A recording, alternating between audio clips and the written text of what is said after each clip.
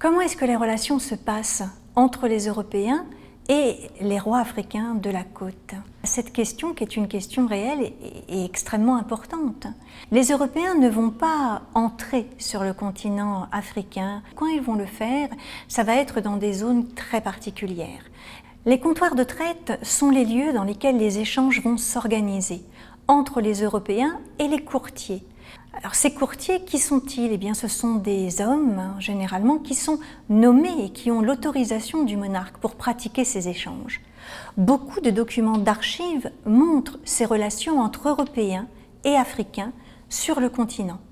Ces relations, ce sont des relations, on va dire, de négociants, c'est-à-dire que ce sont des traités qui sont mis en place, des accords économiques. On sait par exemple qu'en 1670, le roi Alkémi, qui est un roi de la côte de Guinée, va envoyer à Louis XIV un émissaire, Don Mateo Lopez, pour négocier les termes d'une entente et pour que les navires français aillent de préférence chercher des captifs le long des côtes qu'ils gouvernent.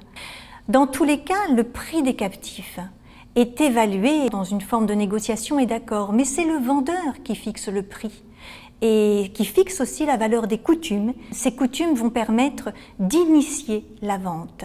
Sans elles, rien ne peut avoir lieu.